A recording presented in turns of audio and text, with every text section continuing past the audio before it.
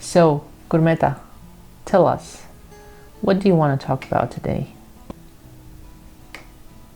Was that? Did you just say food? She said food. So today we're going to talk about food, more specifically about our relationship with food. There are many ideas surrounding what constitutes a good, healthy eating habit. And I do believe that many of our ideas involve the aesthetics, the way we look. Many of those aesthetic ideas are attached to food. It makes us see food as fuel, as something that allows us to get a certain result or that prevents us from getting a certain result. And when we see things like that, we strip away the cultural meaning of food. I'm willing to bet that most of us have very early memories of food. Most of our childhood memories involve food, and when we think of food as fuel, we ignore all that. We ignore all that meaning that sits in us, and that meaning is a powerful motivator for how we eat, for how we behave around food. She likes to cuddle. Because food has all this cultural meaning attached to it, when we try to manipulate the way we eat to get a certain result, we come across some obstacles that maybe we were not even aware of, or sometimes we come across obstacles that we don't even perceive as being obstacles. And we find ourselves struggling to eliminate certain foods or to try and change the way we eat, only to fall back on our previous behaviors.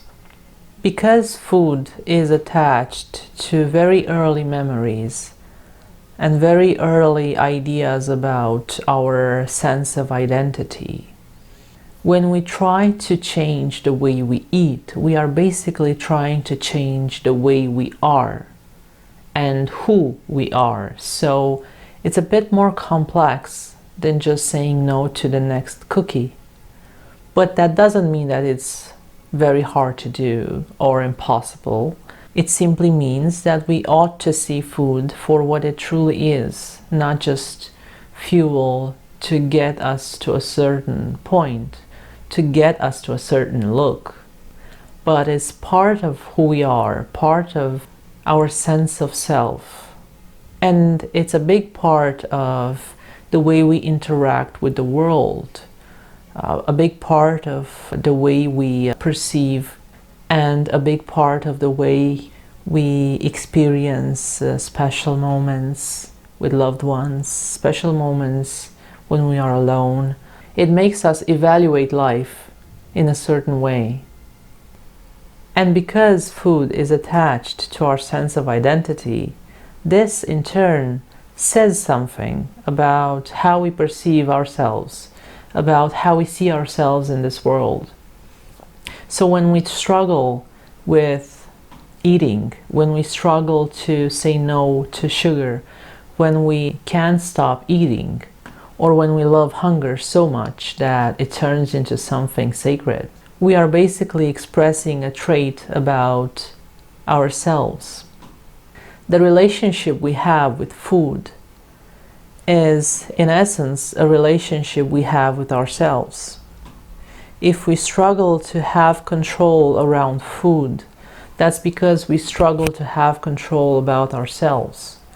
And if we find that we eat too much and we go overboard, or we only seek powerful sensations coming from food, that may be because we lack it somewhere else in us.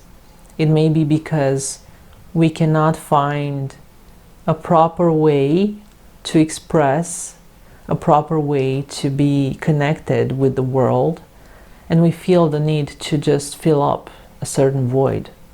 It's one way of looking at things. I'm not saying it's the only one, but it's one way. Or when we enjoy hunger so much, it gives us a certain sense of pride and self-worth. That also may be one way to feel special, unique, to feel above the others. Food can be used as a status. When we eat in certain places, it may be a way for us to feel a certain way, to feel that we are living an experience that is way better than our daily life.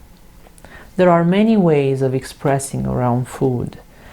And every time we have a problem with the way we interact with it, we are basically experiencing a problem with ourselves. My relationship with food has greatly improved when I began observing food as a symbol for my relationship with myself. So maybe one great thing that you can do right now is observe what is your relationship with food. How do you react when you are surrounded by food? How do you react and what do you feel when you are out of your regular daily routine, when you have a big meal coming up, a festive meal, when you have a celebration to attend to? How do you feel when you go on a holiday and you don't have your usual meals around you, you don't have your usual foods around you? Do you go all berserk and crazy and eat everything in sight? Or can you maintain a certain sense of discipline while enjoying something new and different? I'm urging you to look at food like you would look at yourself and see what you notice.